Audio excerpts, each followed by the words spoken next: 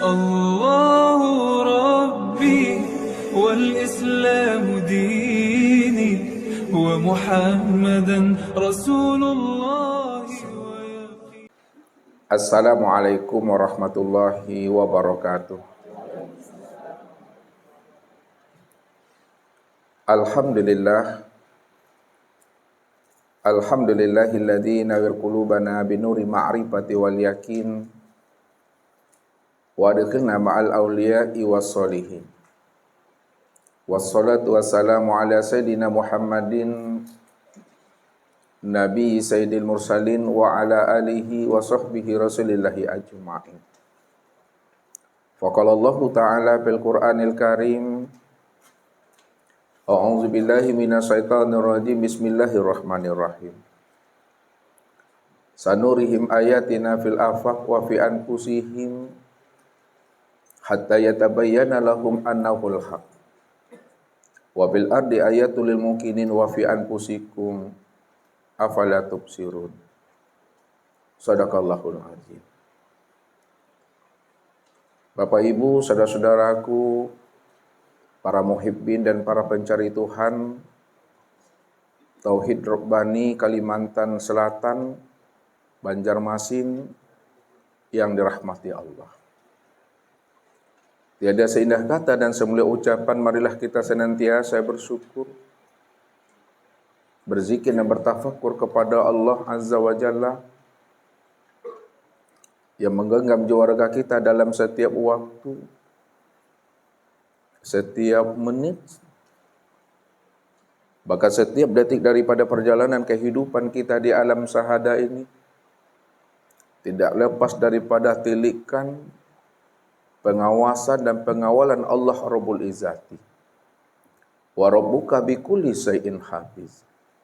Bahwa sesungguhnya Allah itu adalah zat yang senantiasa maha mengawal dan maha mengawas. Tentunya kehadiran Allah itu innani ma'akum ma'asma' wa ara wa la ta'maluna min amalin illa kunna 'alaikum suhuda. Dia senantiasa maha mendengar apa yang terbetik dan terlintas di dalam hati dan apa yang tersembunyi dan tersirat di dalam rahasia hakikat diri. Ya'lamu ma fi qulubikum. Dia maha mengetahui yang tersurat dan yang tersirat. Wa ara, dan ia juga senantiasa maha melihat dan setiap aktivitas dan perbuatan yang kita lakukan dalam hidup ini. Mulai sejak kita bangun pagi di waktu subuh hingga kita kembali tidur di waktu tengah malam. Maka Allah lah sebenarnya yang menjadi saksi. Allah lah sebenarnya yang menjadi bukti dan dalil dari setiap apa yang kita lakukan. Apakah kita ini setiap harinya mampu untuk selalu istiqomah, berjalan dan meniti di atas jalan hidayah dan petunjuknya, atau sebaliknya kita berjalan dan meniti di atas jalan dosa dan maksiat. Wala takmaluna min amalin illa kunna 'alaikum syuhuda, kata Allah. Wa kafah billahi syahida. Maka cukuplah bagi aku menjadi saksi buat dirimu, kata Allah. Selawat dan salam kepada baginda Rasul Nabiuna Muhammad sallallahu alaihi wasallam. Allahumma sholli ala Muhammad wa ala ali Muhammad. Bapak Ibu, saudara-saudaraku jamaah Tauhid Rabbani Kalimantan Selatan, Banjarmasin, para muhibbin dan para pencari Tuhan yang dirahmati Allah. Belajar ilmu ma'rifat atau ilmu tauhid, Bapak Ibu, ini mesti khatam sebelum datangnya ajal atau kematian itu. Ini maksudnya Bapak Ibu, sebelum ruh itu melepaskan akan cangkangnya, sebelum ruh itu melepaskan akan tubuh jasmani kita ini, kita sudah wajib, kita sudah khatam memahami namanya ilmu tauhid dan ilmu ma'rifat. Jikalaulah nanti malam kita meninggal dunia, maka malam ini kita akan meninggal dunia, pagi ini atau menjelang malam, ilmu tauhid ini sudah khatam bagi diri kita ini. Maka disitulah letaknya Bapak Ibu belajar ilmu tauhid, belajar ilmu ma'rifat itu adalah wajib. Kalau ada hukum taklifi di atas wajib Bapak Ibu, maka di atas wajib itulah kita mendudukkan ilmu ma'rifat itu yang sesungguhnya. Ya, bagaimana kita memahami khatamnya ilmu tauhid dan ma'rifat itu? Apa ukuran dan standarnya Bapak Ibu? Nah, kalau kita bicara khatam tentang ilmu ma'rifat, ukuran dan standarnya apa? Nah, khatamnya kita belajar ilmu ma'rifat atau ilmu tauhid itu jangan sampai terpandang dan tertiliknya akan diri. Selagi masih terpandang akan diri kita, selagi masih terlihat akan wujud keakuan diri kita yang merasa diri kita ini bersifat ada, bersifat melihat, mendengar, berkata, mengetahui, berkuasa, berkehendak dan hidup, itu belum dikatakan khatam. Bahkan dikatakan oleh Nabi, wujudu kazanbun. Adanya pengakuan dirimu yang merasa dirimu itu wujud dan bersifat, itu yang katakan namanya dosa. Itu yang disebut namanya syirik. Ya. Makanya orang-orang yang syirik kata Allah, innamal musyrikuna najasun. Sesungguhnya orang-orang yang musyrik itu, orang-orang yang menyandingkan dirinya dengan Allah itu adalah najis. Maka syirik itu Bapak Ibu, jangan hanya sebatas memahami syirik itu meminta sesuatu selain Allah. Benar itu Bapak Ibu. Syirik itu bukan hanya sebatas berdoa selain daripada Allah. Benar itu. Akan tetapi makna di balik itu semua, kita mesti mampu pula menilik dan memahami akan hakikat syirik itu yang sebenar-benarnya. Mana yang dikatakan syirik yang sesungguhnya? Yang dikatakan syirik yang sebenar-benarnya itu apabila masih ada diri yang lain selain Allah, itu yang dikatakan syirik itu. Ya, Ustaz ulangi lagi. Apabila masih ada diri yang lain selain diri Allah, itu yang dikatakan syirik. Itu yang dikatakan oleh baginda Rasul, wujudu kazanbun.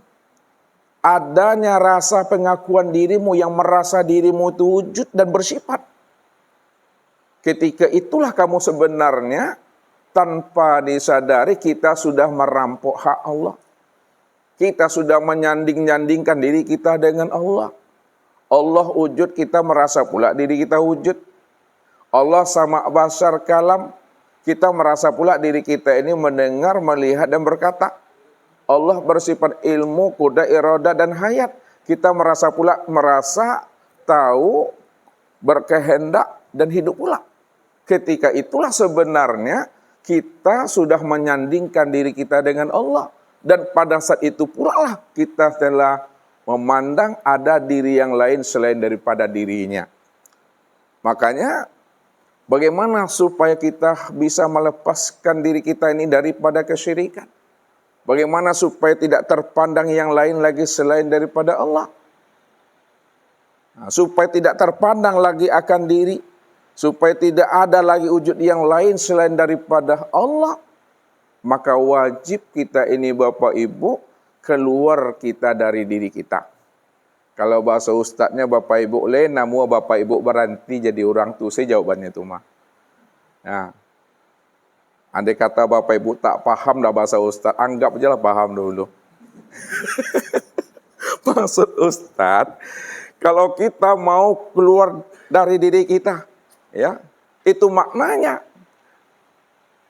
apa yang dikatakan oleh Rasul, mutu qabla anta mutu.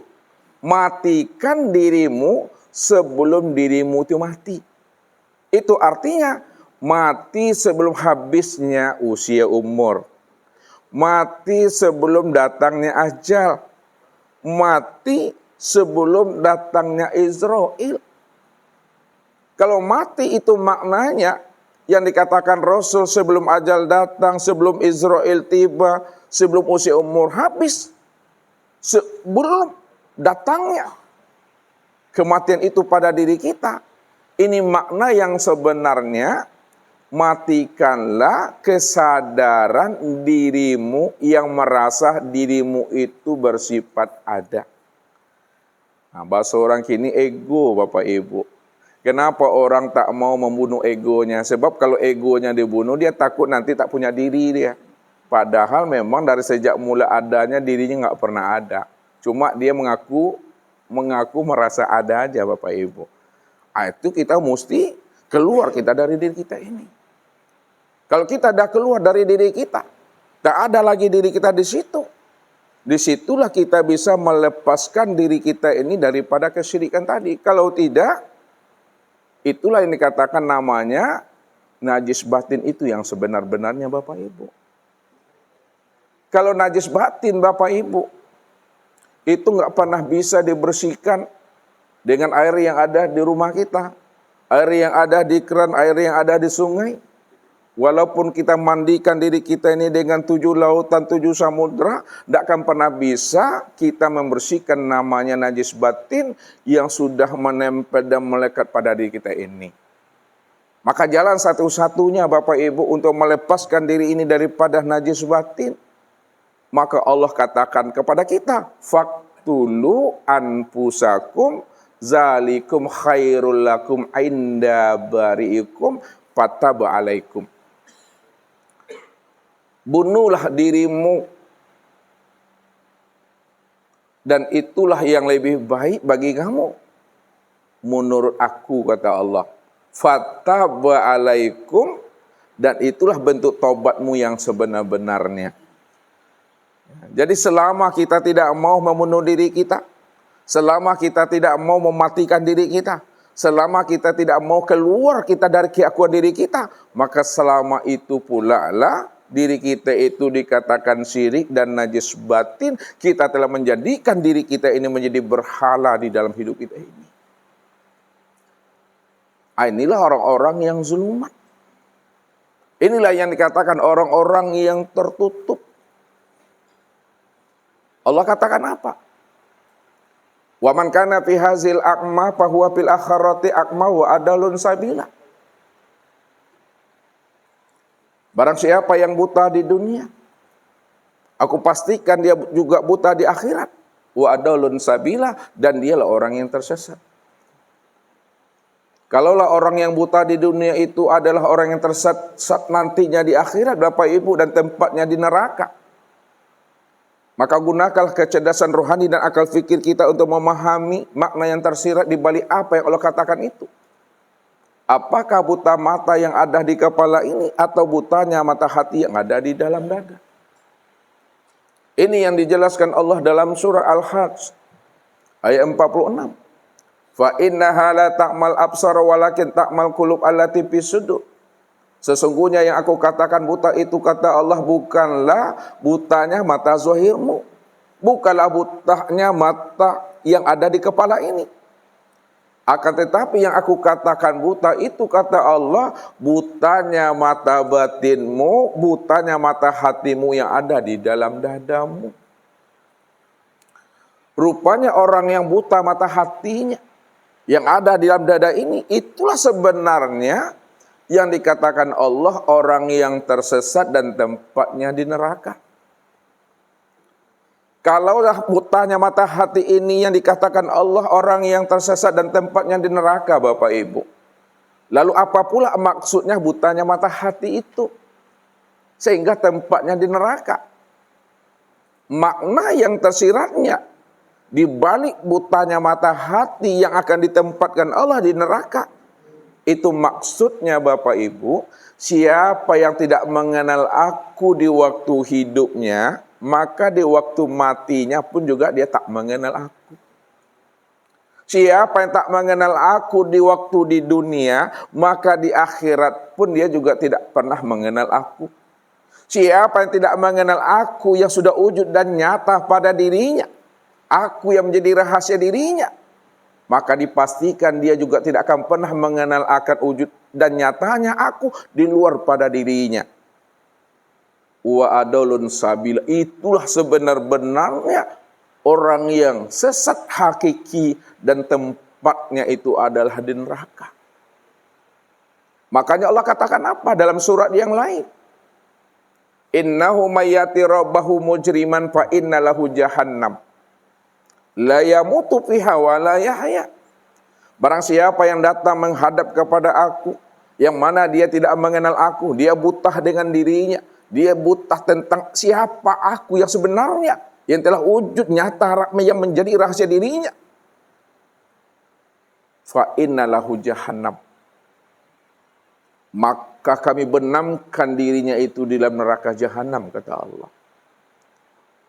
Kalau Allah sudah benamkan dirinya dalam neraka jahanam, lalu bagaimana keadaan dirinya yang sebenarnya? La yamutu fiha wa la yahya.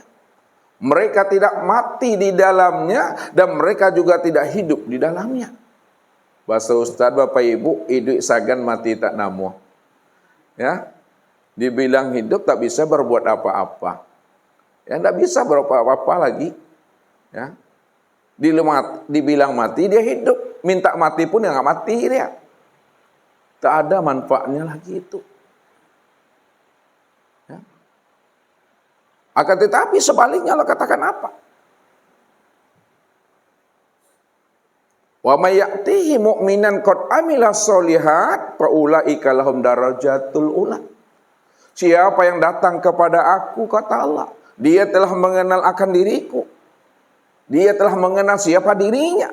Hatinya tidak buta, hatinya tidak zulumah. Maka kami angkat derajatnya, kami tinggikan makomnya, kata Allah. Kami tempatkan dia pada tempat yang sebaik-baiknya di dalam kandungan Rahman dan Rahim aku. Begitulah Allah mengkhabarkan berita gembira dan peringatan buat diri kita, supaya hidup kita ini kembalinya nanti tidak dalam keadaan tersesat, Bapak Ibu. Supaya hidup kita ini tidak tersesat, maka di dunia inilah sebenarnya kita mencari jalan, kita mencari wasilah, bagaimana kita benar-benar bisa liqa, bisa bermusahadah dan bermuwajahah dengan Allah. Maka wajib bagi setiap kita ini mengkhatamkan ilmu ma'rifat dan ilmu tauhid itu sebelum habisnya usia umur kita itu. Makanya bukti nyatanya bahwa kita telah mengkhatamkan ilmu ma'rifat itu tidak lagi terpandang dan tertilik akan adanya keakuan diri kita yang merasa diri kita itu ada. Jadi pertajam pandangan hati kita ini, Bapak Ibu. Bagaimana mempertajam pandangan hati kita sehingga diri kita tak ada lagi, yang ada hanya Allah. Maka dalam pandangan ilmu tarekat tasawuf, kita diajari oleh mursyid kita, kita diajari oleh guru kita, kita dibimbing oleh murabi kita. Bagaimana cara guru dan murabi membimbing kita supaya hati kita itu mampu memandang Allah di atas segala-galanya. Apa kata beliau?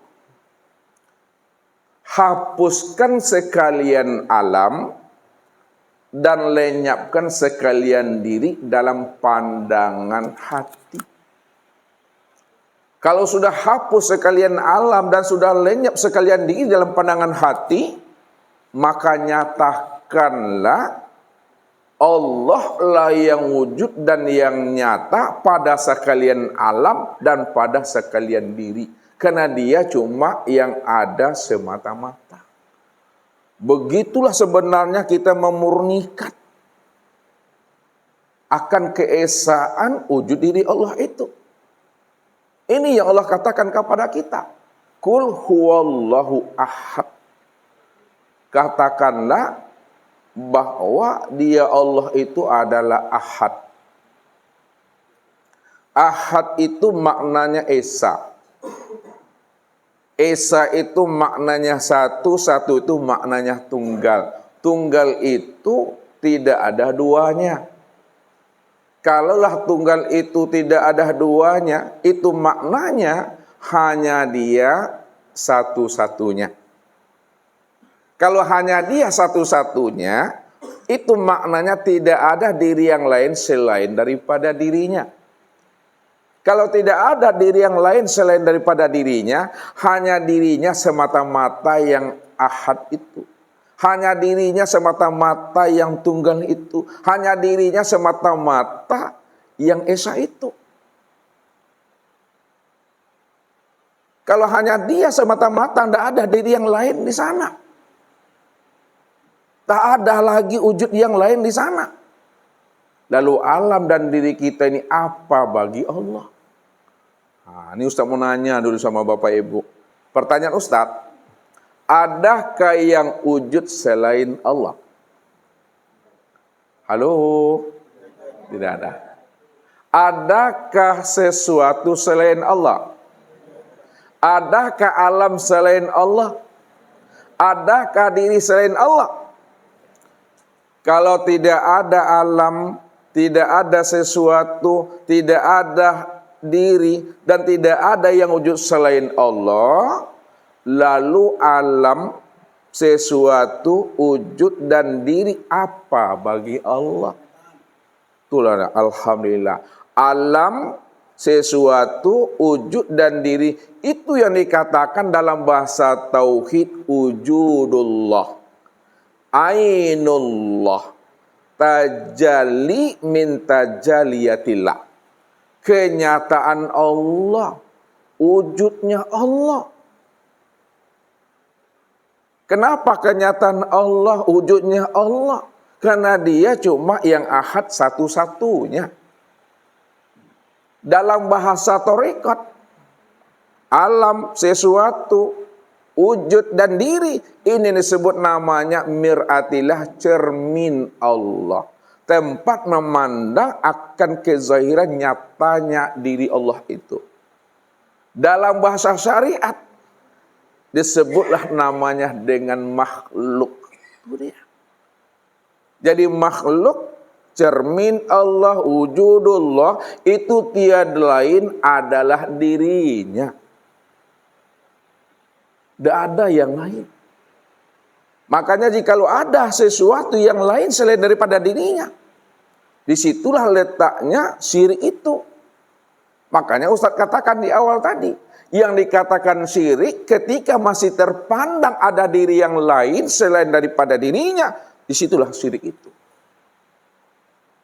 Tapi kenapa kebanyakan manusia tidak mampu memandang akan nyatanya diri Allah, padahal dialah yang nyata pada segala yang ada ini. Kaifa yatasawwaru ayyahjubu syai'un wa huwa azharu min kulli syai'. Bagaimana mungkin antara dirimu dengan Allah itu ada dinding dan pembatas, padahal Allah itu lebih dekat lagi dengan dirimu dari segala sesuatu itu. Bagaimana mungkin antara dirimu dengan Allah itu ada hijab dan pembatas, padahal dia lebih nyata dari segala yang ada. Kalau Allah lebih nyata dari segala yang ada, kalau Allah lebih dekat dengan diri kita dari segala yang wujud, mestinya setiap mukmin dia telah mampu memandang akan wujud nyatanya Allah itu pada segala yang wujud, pada segala yang nyata, dalam bentuk rupa yang berbeda dan wujud yang lain. Tapi kenapa manusia tidak mampu memandang akan hal itu? Itu disebabkan karena hatinya masih dipermainkan oleh dunia nafsu dan akal fikirnya. Jikalau hati kita ini masih dijajah, hati kita ini masih dirantai dan dibelenggu oleh dunia nafsu dan akal fikir kita, maka selama itu Bapak Ibu, walaupun Allah itu adalah amat nyata, Allah itu adalah amat terang, Allah itu adalah amat zahir, tapi zahir, nyata dan terangnya Allah itu, mereka juga tidak akan pernah mampu memandangnya, karena mereka telah terhijab dengan keakuan diri mereka sendiri. Ini yang Allah katakan kepada kita. Wa'lamu annallaha yahulu bainal mar'i wa qalbihi wa annahu ilaihi tuhsyarun. Wahai jantung hatiku, kata Allah. Begitu Allah menyapa kita ini, karena kita ini adalah bahagian daripada dirinya. Ya. Lalu apa kata Allah? Wahai jantung hatiku, sesungguhnya antara dirimu dengan aku tidak ada namanya batas. Antara dirimu dengan aku itu tidak ada namanya hijab dan tabir. Siapa yang mengatakan antara dirinya dengan aku ada batas, ada hijab dan tabir, sebenarnya yang menjadi hijab, yang menjadi batas dan tabir, tiada lain adalah hatimu yang ada di dalam dadamu. Apabila hati kita ini sudah tertanam dan tertancap namanya nipak-nipak batin, Bapak Ibu. Penyakit batin, ujub, ria, takbur, dengki, sombong, sok-sok, onge, gibah, namimah, sok ganteng, sok lebay, sok rancak, sok-sok, itu batu licin tuh. Tadi nggak salah Ustaz, di sini ada batu licin ya. Jadi di Pulau Ma'rifat ini juga banyak juga batu licin di situ. Ya, kena batu licin bagi seorang ma'rifat di mana letaknya Bapak Ibu. Kau berubah lo channelnya kau mah. Ya, ini mata kanan situ disabui. Kalau nak takana nak disabui lah. Letaknya batu licin seorang ma'rifat pada saat dia menyenter, menilik ke dalam diri. Nah, coba dengar lagi. Letaknya ma'rifat seorang hamba yang terkena batu licin bagi dirinya, ya. Apabila seorang ma'rifat itu menyenter, menilik ke dalam dirinya, maka disitulah letak batu licin bagi dirinya. Apa maksudnya? Ketika dia menilik, ketika dia menyenter ke dalam diri, di situ letaknya batu licin. Pada saat dia memandang ke dalam dirinya, aku sudah ma'rifat atau belum enggak ya? Kalau aku sudah ma'rifat, tentu aku ini sudah menjadi wali. Tapi kalau aku wali, tentu apa karomah aku? Tuh batu licin tuh Bapak Ibu. Ya, dia belajar ilmu ma'rifat itu ingin menjadi wali. Jangan belajar ilmu ma'rifat itu ingin menjadi wali Bapak Ibu. Kalau pengen jadi wali cukup aja lah jadi wali murid, wali kota, wali negeri. Biarlah Allah menjadi wali bagi diri Bapak Ibu itu selamat nyawa Bapak Ibu. Ya. Ya cukup Allah itu menjadi wali bagi kita, udah selesai dah sudah. Allahul ladzi yukhrijuhum minaz zulumati ilan nur. Allah itu wali bagi orang-orang yang beriman, wali bagi orang-orang bertakwa, wali bagi orang-orang yang berbuat baik. Kalau Allah itu adalah wali bagi orang-orang yang beriman, bertakwa dan berbuat baik, yukhrijuhum minaz zulumati ilan nur, dialah yang mengeluarkan kegelapan yang ada dalam dada kita ini, lalu dimasukkannya hidayah dan petunjuk. Itu rahasianya. Makanya yang dikatakan wali mursyid itu tiada lain adalah dirinya. May yahdillah fahuwal muhtadi wa may yudlil falan tajidalahu waliyan mursyidah. Barang siapa yang Allah beri dia hidayah dan petunjuk, maka dialah orang yang beruntung. Dialah orang yang menjadi pilihan. Dialah orang yang diistimewakan Allah. Dialah orang yang dibimbing dan dituntun oleh Allah. Wa may yudlil falan tajidalahu waliyan mursyida. Barang siapa yang disesatkan Allah, tidak diberi Allah hidayah dan petunjuk, kemanapun dia pergi untuk mendapatkan hidayah dan petunjuk, maka dia tidak akan pernah menemui seorang wali mursyid di dalam hidupnya. Karena wali mursyid itu tiada lain adalah Allah Subhanahu wa taala. Disitulah rahasianya, yahdi mayyasha wa yadillu mayyasha. Dia memberi petunjuk kepada yang dia pilih, dan dia juga tidak memberi hidayah yang petunjuk kepada orang yang dia kehendaki. Mudah-mudahan Bapak Ibu kita yang hadir di sini bahagian dari orang-orang yang diberi hidayah dan petunjuk oleh Allah itu. Amin ya Allah ya arhamar rahimin. Jadi itulah rahasianya. Jadi yang menjadi hijab, yang menjadi tembok, yang menjadi tirai dan dinding antara kita dengan Allah itu tiada lain adalah hati kita Bapak Ibu. Ini yang mesti kita keluarkan. Ini yang mesti kita ledakkan. Ini yang mesti kita hancurkan penghalang tembok dan hijab yang ada di dalam dada kita ini. Selama kita tidak akan mau membuang hijab penyakitnya dalam hati ini, maka selama hayat di kandung badan, kita tidak akan pernah bisa mengenal siapa Allah dan siapa diri kita ini. Kita tidak akan pernah tahu jalan pulang dan kembali kepada Allah. Maka ini yang diajarkan oleh baginda Rasul kepada diri kita itu. Likulli syai'in sakalatun wa sakalatul qalbi zikrullah. Tiap-tiap sesuatu itu ada alat pembersihnya. Pembersih hati itu tiada lain adalah zikir kepada Allah. Balukanlah kalimah zikir itu ke dalam dada ini. Kunjamkan kalimah zikir itu ke dalam kalbu itu. Kalaulah di dalam kalbu, di dalam dada telah kita palukan, telah kita hunjamkan dan telah kita tanamkan kalimah zikir di dalamnya. Subhanallah, alhamdulillah, Allahu akbar, la ilaha illallah, Allahu. Sekiranya ada nih Pak batin di dalamnya, maka itu akan keluar dan terbongkar Bapak Ibu.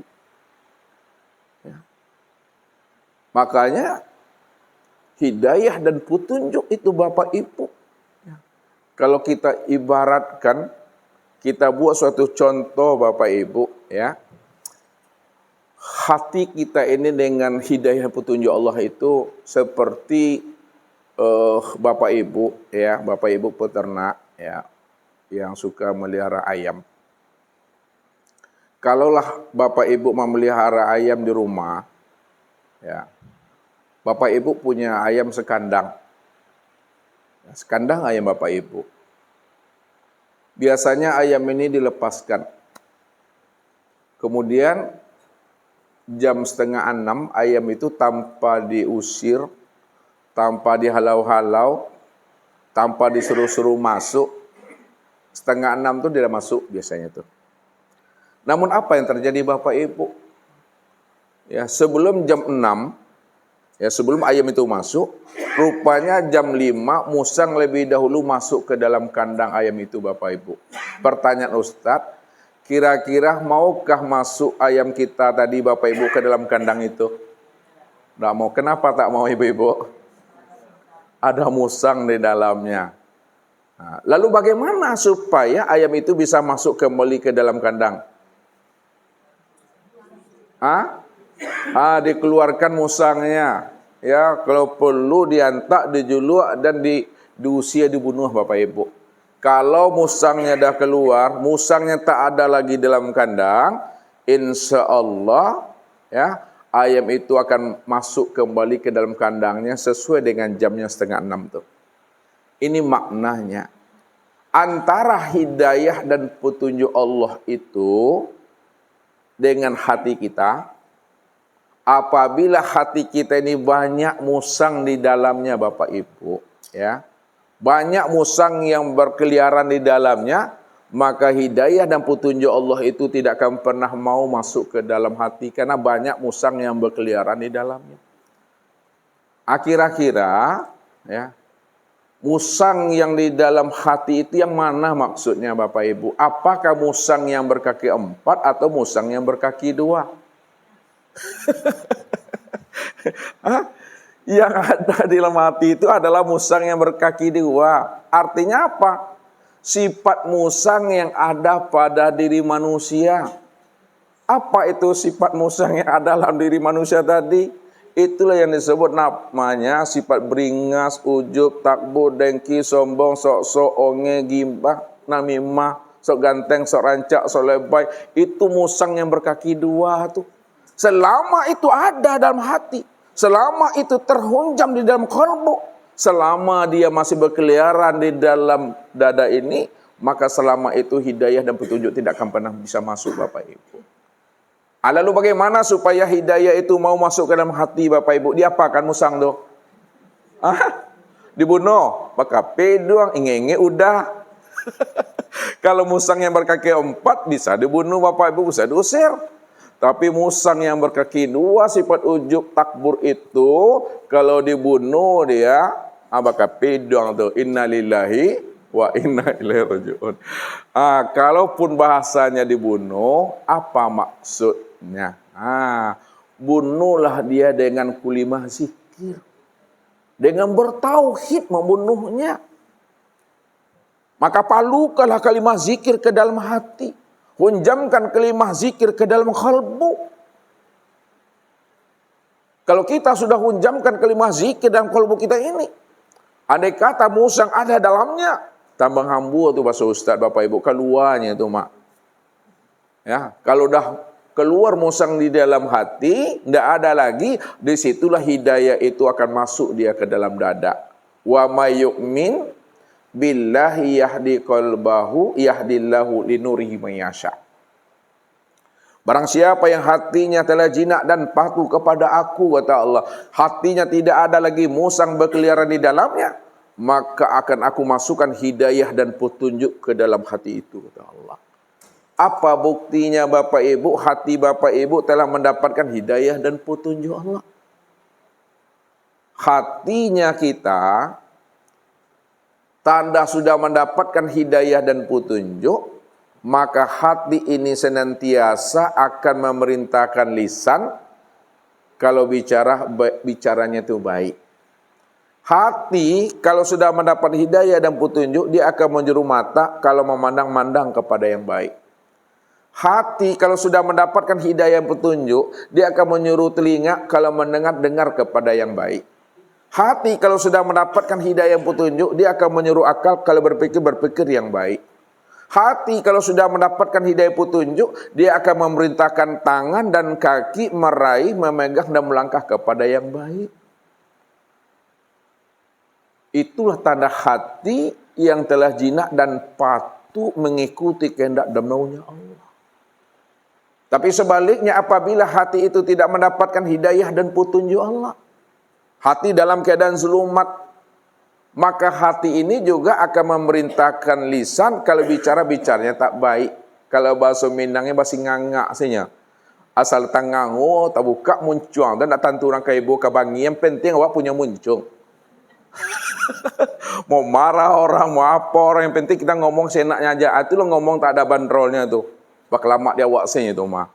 Ya, lama dia awak nak kerancak dua orang nama tu. Bapak Ibu nak akan paham ke bahasa Ustaz begitu doh. Cukup seperti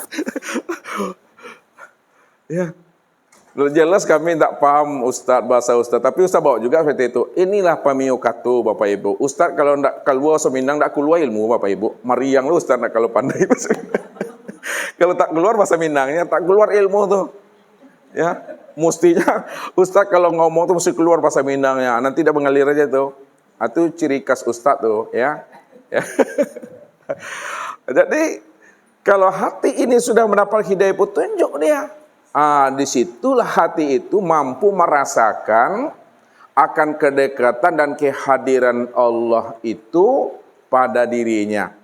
Disitulah Bapak Ibu mampu mengatakan innallaha ma'ana wa huwa ma'akum aina ma kuntum.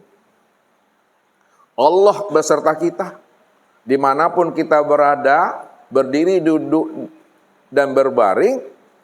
Bapak Ibu mampu merasakan akan kedekatan dan kehadiran Allah itu pada diri kita. Karena Allah dah katakan, wa huwa ma'akum aina ma kuntum. Dianya Allah beserta kamu di mana saja kamu berada. Itu maknanya, di mana adanya kamu, disitulah nyatanya aku, kata Allah. Makanya di dalam Al-Quran itu dijelaskan, la ilaha illa huwa. La ilaha illa anta. La ilaha illa ana. La ilaha illa huwa. Tidak ada yang wujud melainkan dia. Dianya siapa tuh? Kan Allah tuh. Itu masih jauh tuh Bapak Ibu. Masih jauh tuh pandangannya itu. La ilaha illa anta. Tidak ada yang wujud melainkan engkau. Itu udah mulai dekat. Walaupun berjarak, udah mulai dekat dia tuh. Engkau tuh kan dah nampak tuh. Tapi masih berjarak. Ya. La ilaha illa ana. Tidak ada yang wujud melainkan aku. Itu udah dekat betul lah tuh. Itulah maknanya. Di mana ada kamu, disitulah nyatanya akan wujud diriku yang sudah menjadi rahasia dirimu. Ini yang mesti dihidupkan dalam pandangan hati kita. Makanya baginda Rasul pernah ditanya Bapak Ibu oleh seorang Arab Badui. Ya Rasulullah, ada apa kata Rasul? Apakah Allah itu jauh ya Rasul? di langit sana? Atau Allah itu dekat ya Rasulullah? Untuk apa engkau tanyakan hal itu kepada aku?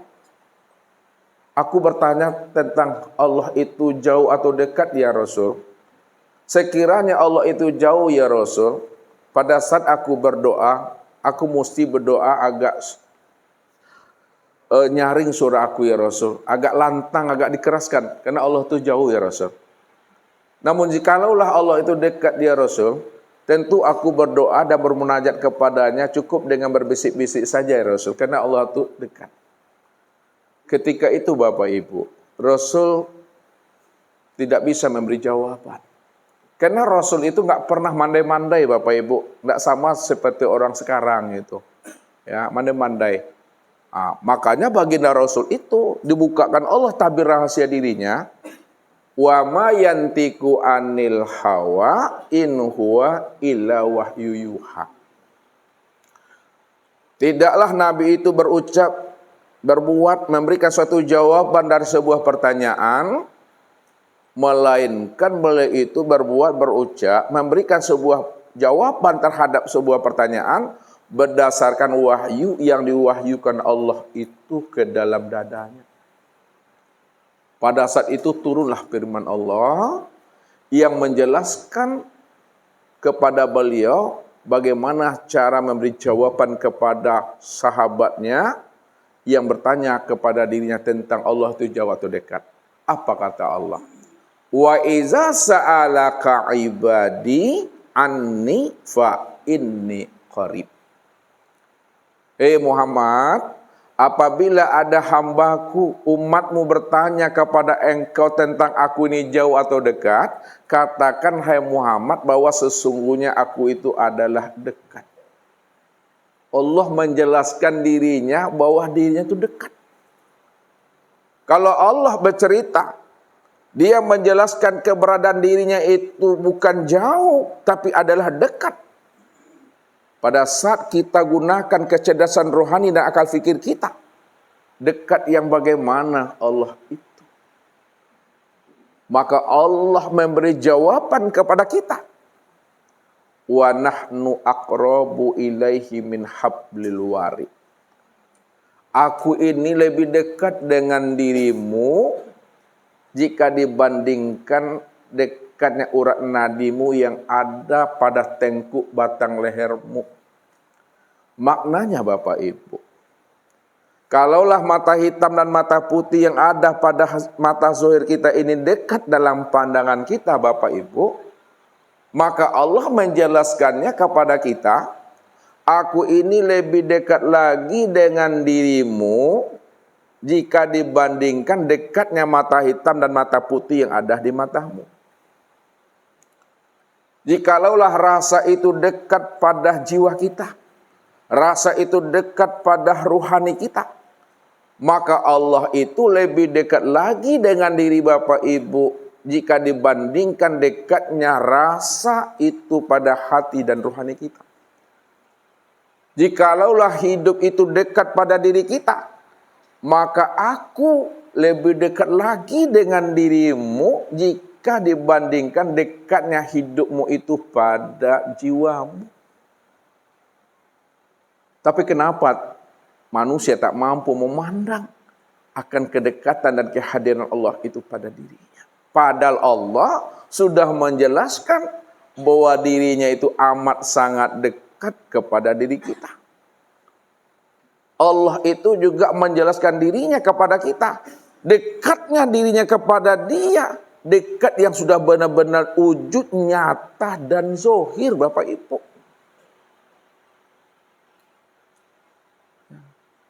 Kalaulah mata ini mampu memandang segala yang wujud. Mata ini mampu memandang segala yang nyata. Mata ini mampu memandang segala yang zahir. Dan mata ini mampu memandang segala yang terang dan jelas. Maka Allah yang kita imani itu, Allah yang kita yakini itu, Allah yang kita jadikan sebagai Rabbul Izzati itu, lebih nyata lagi, lebih wujud lagi, lebih terang lagi, lebih jelas lagi dibanding apa yang dilihat oleh nyata yang ada di kepala ini. Tapi kenapa manusia tak mampu memandangnya? Inilah yang menjadi masalahnya Bapak Ibu. Selama kita tidak mau, kita keluar dari diri kita. Selama kita masih ada keakuan diri kita yang merasa ada, maka selama itu kita tidak akan pernah bisa dan mampu memandang akan kewujudan nyatanya diri Allah yang maha nyata di atas segala-galanya. Bahkan Nabi sendiri pernah menjelaskan kepada sahabatnya, bisakah kamu melihat bulan purnama di malam hari tanpa ditutupi oleh awan? Bisa ya Rasul. Bisakah kamu melihat matahari di siang hari tanpa ditutupi oleh mendung? Bisa ya Rasul. Begitulah Allah yang kamu imani itu betul-betul nyata, terang dan jelas sejelas-jelasnya. Maka siapa yang tidak mampu memandang wujud nyatanya Allah yang sudah nyata, terang dan jelas, yang amat sangat dekat pada segala yang ada dan segala yang itulah nyatanya akan dirinya. Siapa yang tak mampu memandang wujud nyatanya Allah itu, yang sudah meliputi segala yang wujud, segala yang zahir. Inilah yang disebut namanya bahasa Ustaz buta sange Bapak Ibu. Benar-benar buta. Kalau Bapak Ibu beli kain itu diupakan ke tukang jahit. Kita minta tolong kepada tukang jahit dijadikan sarung. Oleh tukang jahit dibuatnyalah sarung tadi. Kain tadi menjadi sarung. Lalu Bapak Ibu bertanya juga lagi ke tukang jahit, Pak tukang, mana kain saya Pak tukang? Padahal kain itu sudah jadi sarung. Udah diberikan juga kepada kita. Tak nampak juga kain itu pada sarung. Itu yang butuh sange itu Bapak Ibu. Tahu butuh sange? Sangat-sangat buta. Ya. Sama artinya tuh. Nih. Papan tulis itu, ya, ketika triplek itu sudah dirubah wujudnya, sudah berbentuk papan tulis, ditanya-tanya juga lagi mana yang triplek itu. Mestinya ketika memandang papan tulis, yang terpandang apa? Yang terpandang triplek. Ketika dia tidak mampu memandang triplek yang sudah nyata, bentuk dan rupanya menjadi papan tulis, itu yang butuh sange itu. Ini gelas nih, kan terbuat dari kaca nih. Ketika kaca ini sudah berbentuk gelas, tak nampak juga dia kaca pada gelas itu. Apa namanya, Bu? Butuh sange. Apa makna sebenarnya? Lihat nih, itu kan kias saja untuk menghantarkan pemahaman. Allah itu sudah nyata, Bapak Ibu. Allah itu sudah wujud, Allah itu sudah terang. Bukankah Ustaz katakan, kalaulah alam ini nyata, alam ini terang, Allah ini wujud, Allah lebih wujud, lebih terang dan lebih nyata lagi daripada alam dan dirimu. Kenapa kamu tidak mampu memandangnya? Apa sebabnya Bapak Ibu? Kita tak mampu memandang wujud nyata dan terangnya Allah. Karena manusia itu sebenarnya selalu tertipu memandang bentuk dan rupa Bapak Ibu. Nah ya, contoh. Nah, ini contoh nih, kan gelas sudah ada tadi nih, contohnya. Ini Uta antarkan lagi. Apa sebabnya anak kita tak mampu dia memandang kaca pada gelas? Karena anak kita selalu memandang kepada bentuk dan rupa. Lalu ayah bundanya mengajari anak, bagaimana supaya anak kita mampu memandang kaca yang sudah nyata dalam bentuk gelas atau piring atau pinggan dan lain sebagainya. Caranya diapakan gelas ini Bapak Ibu, supaya anak kita tahu bahwa gelas ini rupanya ini yang kaca yang sebenarnya. Diapakan gelas ini? Dihancurkan bentuk dan rupanya, pecahkan ya. Basuh Ustaz diampen ke bawah. Dibanting nih ya, dibanting gelasnya ke bawah. Ketika pecah gelas ini, tidak ada bentuknya lagi, tak ada rupanya lagi, dah berderet berkeping-keping dia, barulah anak kita itu paham dan tahu dia bahwa itulah kaca rupanya yang gelas itu. Kenapa? Bentuk tak ada lagi, rupanya tak nampak lagi, yang nampak itu kaca. Buktinya apa? Ketika kita keluar dari rumah kita mau membersihkan halaman rumah, pas pula kita tak pakai sendal Bapak Ibu, masuk kaca itu ke kaki kita. Tahukah Bapak Ibu yang masuk itu kaca apa? Tahu? Kaca apa yang masuk itu? Kaca semprong. Semprong tahu? Tuh, tunggu. Kaca gelas, kaca piring, atau kaca-kacaan. Kan enggak tahu kan? Enggak tahu kita kaca apa yang masuk itu, karena enggak ada bentuknya, enggak ada rupanya. Lalu bagaimana memahaminya? Supaya Bapak Ibu mampu memandang Allah yang wujud dan nyata itu. Untuk memandang nyata wujudnya Allah itu senyata-nyatanya Bapak Ibu. Kalau ingin tahu juga jawabannya, tunggulah pesan-pesan berikut ini. Allahu Rabbi wal Islamu dini wa Muhammadan Rasulullah.